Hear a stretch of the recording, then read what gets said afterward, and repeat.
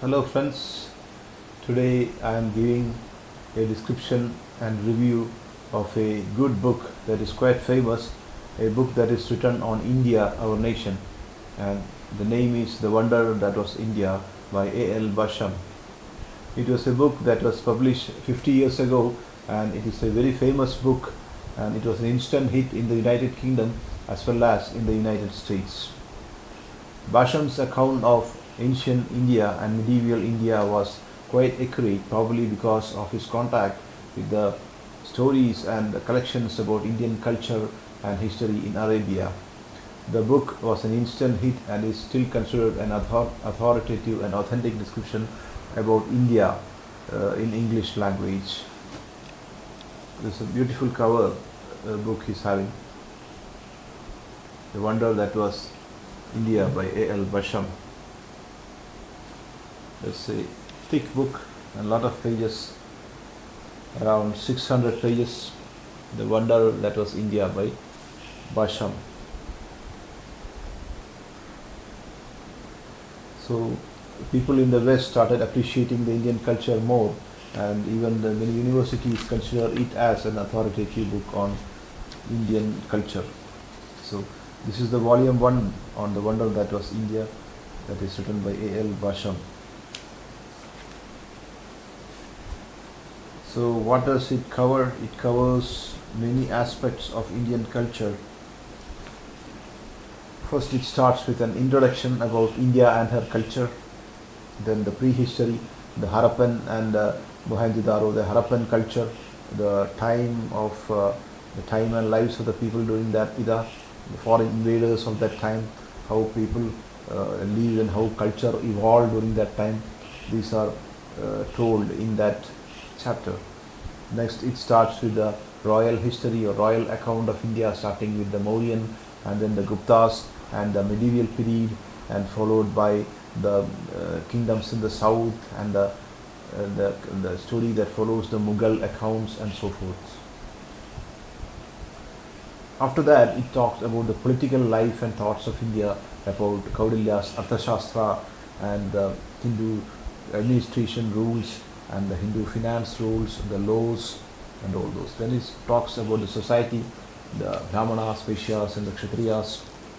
It talks about the life in India, the religion of the Vedas, the Vedic way of life, other religions, then the arts, architecture, sculpture, painting, music and the dance in India, the language and literature of India, and that gives fairly good account of the culture of India. And it has got a good appendix as well about the cosmology, astronomy, the calendar, the mathematics, physics, chemistry, the medicine, the logic, the weights, the coinage, the alphabets and everything. It's a detailed account about India. So the introduction to India and her culture, as this starts with the describing the ancient civilization of India, and the history goes that after the Mahabharata war, the Kshatriyas of the land of Bharata were destroyed, and now they know that since the Kshatriyas have come to an end, the period of the Vaishyas or the business culture has to start sooner or later in the whole world. So the 5,000 years passed after the Mahabharata war in the Kali Yuga, the Iron Age, the demonic age, and the first 2,500 years till the birth of Lord Buddha, that is the pre-Harappan civilization, is less known because the Western accounts of India starts from the Harappan culture. So there was a destruction and war after which the Harappan culture started, and it is called the Battle of 10 Kings. The Battle of 10 Kings and the legend of Pushyamitra. Pushyamitra, the king, fought against the foreign invaders, the Battle of 10 Kings, and won the battle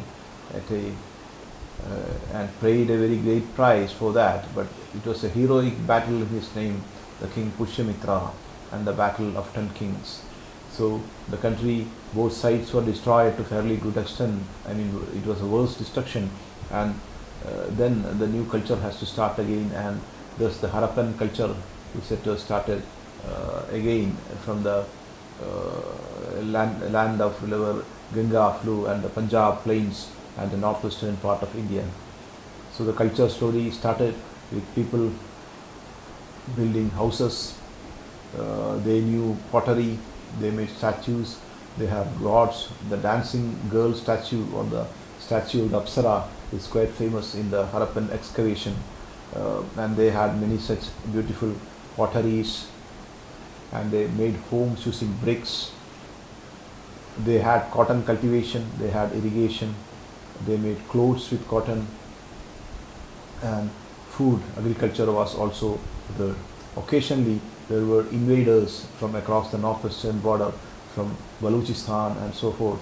The barbarians attacked the place, and this continued long, and it was a great problem time in the Indian history when the nation was not united. And then we saw the rise of Chandragupta Maurya under the guidance of the famous Chanakya. The country was united, and that follows the royal age. So before that, the Vedas began in the Aryavarta, and the Vedic hymns, the Vedic chantings, the Vedic rituals, the Vedic deities were praised, and they started living in India, the living deities, and they were established in far lands towards the east, towards the Kashi, Varanasi, that sort of eastern places, towards the east, I mean, and there the Aryans started spreading towards the northeastern parts. Their gods were pratishthit in those lands, and so, like the god Agni and so forth, and the Aryan culture flourished over India, over northern India. So the Aryans flourished, the Vedic way of life flourished, so Vedic hymns and homas and japas and the Vedic way of life started again in India. And after that started the royal kingdoms, first the Mauryan and followed by the Gupta after the Mauryan. After that, following that, the Gupta was the medieval age, where there was a lot of problems and attacks by invaders like Huns, the Shakas and so forth. Then gradually there were kings who fought, rise from nowhere and fought the wars and won the wars and defended the nation. And due to the non-violent policy of Buddhism, which was probably wrongly interpreted throughout, there were kings who followed utter peace, and enemies capitalized the situation, and it was a tough time in India at that time. So the medieval period was marked by a lot of problems, and it marked the end after the birth of Jagadguru Adi Shankaracharya, who tried to re-establish and the Sanatana Dharma by the worshipping of the mother goddess, and he established the 4 ashrams, and his Digvijayam throughout India is famous, and that started a new age. Again the age of Tantra started until 13th century, and then follows the Bhakti era, where Tantra started declining due to the malices conducted by some enemies and foreigners and bad enemies and propaganda and sort of things. And then the Bhakti age followed by the European invasions. So this part of the book considers the ancient history of our nation. So these are given as different chapters, these histories. So we talked about the kings and the age of invasions, and Pushyamitra, Sunga, that was probably another person. Pushyamitra, the king who fought the battle of 10 kings, and there was another person by the name Pushyamitra Sunga after the Maurya, the Gupta Empire, probably Chandragupta Empire, I think. Then Shakas attacked northwestern India. There were raids by barbarians and attacks were common. Then early 1st century Kushanas invaded northwestern India, and Alexander's attack of India was resisted by Chandragupta Maurya, and he he established satraps or his rulers, chieftains there in northwestern province. They were mercilessly destroyed by Chandragupta Maurya, re-establishing the Mauryan economy and rule in India. The Gupta period followed that. It was Chandragupta I. Samudragupta was a legendary king. His navy was quite famous, and they were followed by Kumaragupta, then Han invasion, Skandagupta, and there were a lot of enemies. The Harsha king followed, and that was the medieval ages. And after the 10th century, or probably around 9th, 10th century and afterwards, the Muslim attacks started. Then the Arabs occupied Sindh, and then the attack of the kings, the Mahmud of Ghazni story and his repeated invasions and raids 16, 17 times, and the history goes ahead till the northwestern part of India was captured by these Muslims, and then gradually saw the rise of the Mughal Empire in northern India. They were resisted in southern peninsula, southern part of India, and in the Deccan and in Kerala and in Tamil Nadu and Kannada. And later onwards, it was followed by the raids of Hyder Ali and Tipu Sultan even in South India, and much later in 1498 the Europeans set foot in Kerala and they came for trade, and then the war started between the kings and the European powers, the Portuguese, the Dutch, the French and the English, and it resulted finally in the English rule in India, and then the independence, the post-independent era and so forth. So this is the wonderful India about it talks, the Indian way, the Indian administration, the king's rule, the Arthashastra and the Dandanidhi, all those are discussed in the book. The Dandanidhi, the punishment that was given to the person, and it was tough punishment in those times when most of the people followed the rules strictly, most of the people, as described by foreign travelers who came to India, like Yun Sang and Alberuni and so forth. So it was an able administration, and political administration was very good. And Chandragupta Maurya divided nation into 16 Mahajanapadas and their administration, and the way the central and the local administration was managed and went well, and then again by the Gupta kings and so forth. Administration was fairly well, and they captured land from the satraps of the Greeks and established Indian rule again. But continuously enemy attacks and raids of barbarians from Baluchistan tribes and so forth started coming to India, and that caused a lot of problems, as seen in the historical evidence of the skull of people, and there was barbarian attacks with axes and so forth, as discovered in the excavation site of Mohenjo-daro and Harappa. The houses were made fairly big by people who did agriculture and made money. The workers who worked for them had also got 2-3 room houses. The houses were well made in that era, in the Harappan age, and it was followed by cities after the Mauryan era. Before that it was villages and towns. Cities were made in the Mauryan age, the Chandragupta Maurya's administration, and so this urbanization happened in India. The culture and living of India are unique. The arts and architecture of India were unique. The architecture, like the architecture in woods and stones, can be seen. The Shipa Sastra and the Daru Shilpa of wood were quite famous. The carpentry and the stonework was splendid in India, and even today you can see that people are not so capable of carpentry and stonework. The sculpture and the carpenter are not so good in modern age, because that is a art of the ancient Indian people and the similar class of people around the world, and it is an artisan knowledge, the other works and so forth. So the painting, the arts, there were different types of paintings. For example, the mural paintings from Tanjavur, Rajasthan and Kerala and other areas, there are quite famous mural paintings even today. The sculpture work, the Perumdachan, the carpenter, royal carpenter of Kerala, the Jnani person who acted like an acharya and so forth.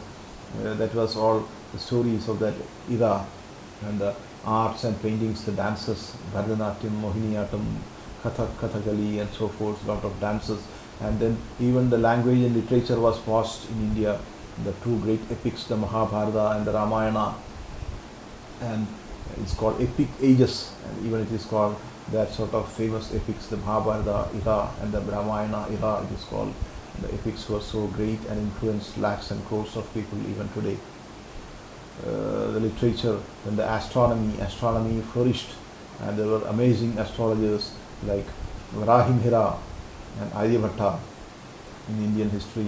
So astronomy led to the development of mathematics.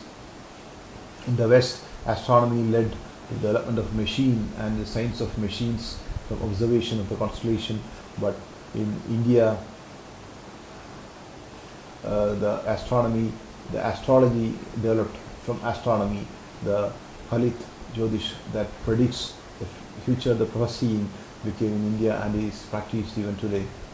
Then astrology led to other sciences, and agriculture had also astrology in it, and astrology predictions, and in Kerala the Panchangams all predict the seasons, the rainfall, and in those times many parts of India had rainfall in June season itself, unlike now it's only in the areas that are quite close to ocean like Kerala we get rainfall in the June month itself.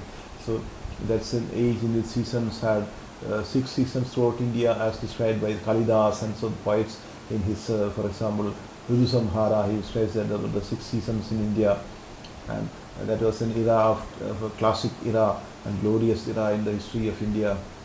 Foreigners envied our achievements. There was alchemy and so forth in India. Of course, that's not described in this text so fluently, but the arts, the culture, the administration, the living of people, its enemies, the royal rule, and the transformation, the foreign attacks, all are described in this book beautifully till the end. And it's a reference book about the history of India, the wonder that was India. As the name suggests, it's an astonishing book. It describes the wonderful land of India, which people in those times considered as a miracle land or a fairy tales kingdom, sort of, as it was dreamed about by the foreigners about our nation. And the language and literature was amazing. There was a lot of classical literature, literature in drama also. Example, Bhasa is literature, and in the Mauryan, about the Mauryan Mudra Rakshasa and all those drama and theatre and Abhinaya from the Bharatanatyam, all were quite famous. And the Tantra and the Vedic way of life and the Tantra, all were quite famous. The Nads, the Nada Sampradaya, in the 13th century was spread all over the world, and Tantra, and our name of Tantra was even till Arabic land, the fame spread from the land of Nepal to all around India and world. So Basham beautifully describes the culture and practices of India, the cults, doctrines and the metaphysics of India, and the attitude of the Indians and so forth. And the Vedic literature, the Vedic meters, the Vedic incantations, and the literature. The Chandragupta Maurya made the script of Brahmi script. The Brahmi script was very flexible and versatile, and it can incorporate both the scholarly Sanskrit and also the Prakrit language of the common speaking dialect. Brahmi was a picturesque script in the history of India, and it is the mother script of India, and is patronized by the Maurya kings, and it was a golden era in Indian architecture, and Mauryan architecture is quite famous for the way it describes, and the way you can use the Brahmi scripts is amazing. So that is about the literature and arts and the kings who patronized it, and it describes in great detail the arts, the language, literature, the coins of that era are shown in the book, the statues of Lord Shiva, the mother goddess, the Devatas are all made. And when the West started its culture in Babylon and so forth, in India it was already the metal age has already started in India. The copper age and so forth has started in India, and later on the iron, you can see from the iron stupas, and iron age subsequently started later afterwards. And the sculptures were really amazing, and the skill of the workers in carpentry and sculpture were quite amazing and unparalleled even today in the history of the world. So the painting, as we see, the cave paintings, it started with the cave paintings of Ajanta, Ellora, and it culminated in today's mural art, as we see. That was also astonishing, and the way it depicted, and the depth of the art. And then the appendix this tells about the astronomy, physics, and then the gypsies of India. The gypsies were people who spread throughout the world from India during the Mauryan era, and they are spread all over India, and wherever they settled they made it their country or motherland, and such people are scattered all over the world from ancient times, who travelled here, there, and wandered here, there, who were artistic and so forth, the gypsies from India. And so this is a book that is described in detail about India. So civilizational beginning of India is quite well known from this book, quite well understood from this book, and it is an uncompromising book, and it is not a biased literature. It is a uncompromising style written book about the culture of India, the society, the varna, the four varnas, the Brahmanas, Kshatriyas, Vaishyas, and the Shudras, all are told about. And the story of Vishwamitra, where there was a collision between the varnas of Kshatriya and Brahmana. All those stories are described fantastically in this book, and it's a detailed book, just be scholarly read, and it gives scholarly attitude about the Indian culture after reading this book. And the pictures are given quite clearly, and the poems, the literature, the arts, the culture, the Varna system, the politics, the literature, the art strategy, the war strategy, the royal lineage, the kings, their enemies, the battle, all are described fantastically. The society is depicted very well in this book about Indians. Then the Buddhist era is depicted in the book as well.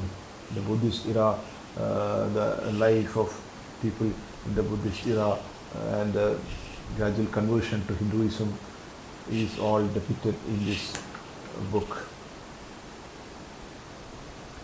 So that's a wonderful book, the book that should be part of your library if you're interested in the culture of our nation. And that is the first book that has got universal acceptance among Western scholars and the people of West. Wonder that was India by A.L. Basham. And that is a book that is sold in India for 600 rupees, and it is available with Picador India, and there is a beautiful cover, and it's a relevant cover, and many of the pictures and the map of India of that time and so forth are very nicely shown about the Buddhist creed, the wars, the philosophies, the Sankhya philosophy, the Kapila, Siddhanta, all those things, the arts, culture in detail. For a foreign person, it is a very good information about our nation, the book, the attitude of the Indians at that time, the life, the political life, the artistic life, all are covered in fantastic way, and it's a very good book to read about and to make a part of your collection. Thank you.